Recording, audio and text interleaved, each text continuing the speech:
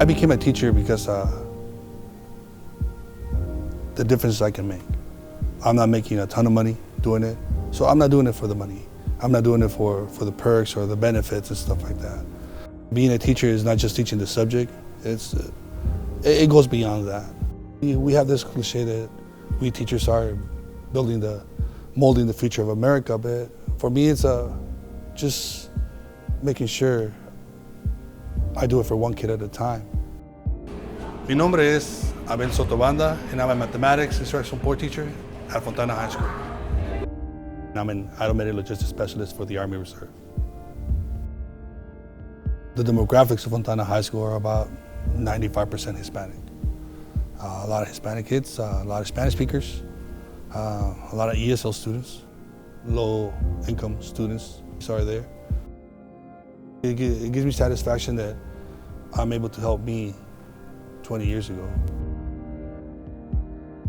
Let's give it up for your Plus 20 home. All right, this next group will literally save your life. They are the future of the medical field. Give it up for HOSA!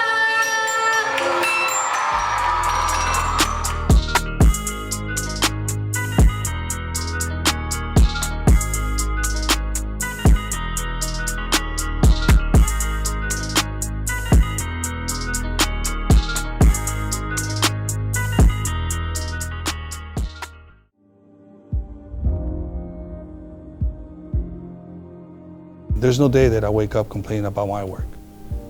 Not a single day. I see myself in them, and a lot of them.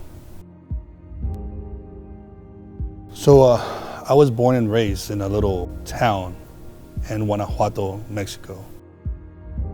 I grew up in a farm. I grew up in an agricultural kind of environment. I was taking care of cattle. I was harvesting corn, beans, squash. At one point, my dad didn't want that life for us as adults. So we decided to migrate to the United States. I came here with a little to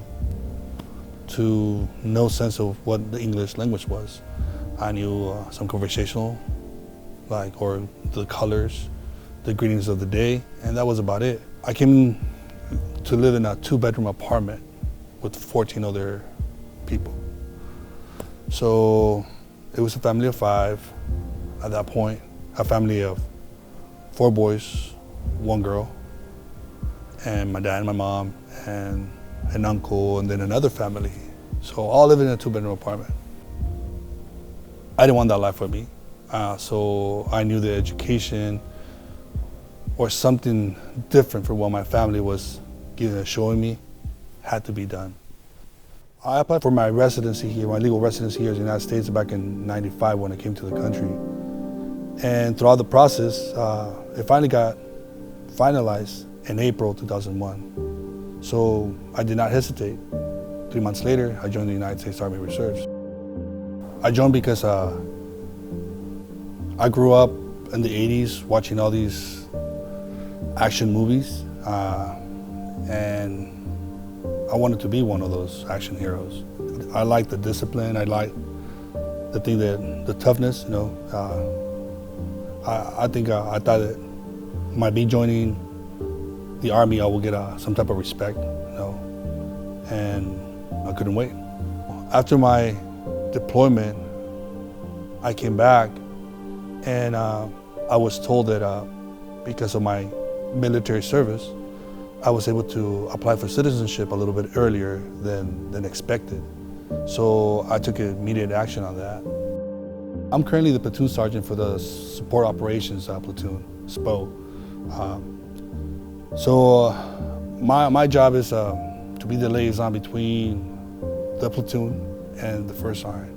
So the first sergeant has a task for us to accomplish, and my job is to get that task, then submit it to the platoon and make sure it happens. My MOS is 92 Alpha, an automated logistics specialist. My biggest emphasis is warehouse management, in a way where I deal with inventory, shipping, receiving, supplies. My MOS itself is just supporting people in front of the lines. So for us being able to do our job correctly, it will make sure somebody else is doing theirs too.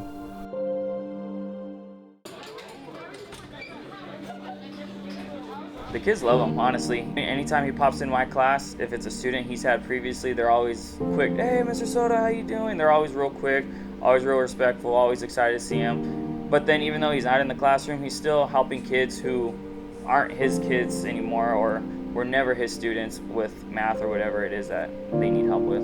He's the first person, if you call him or text him, Mr. Soto, I need a hand, too easy. That's what he always says, too easy, let's do it.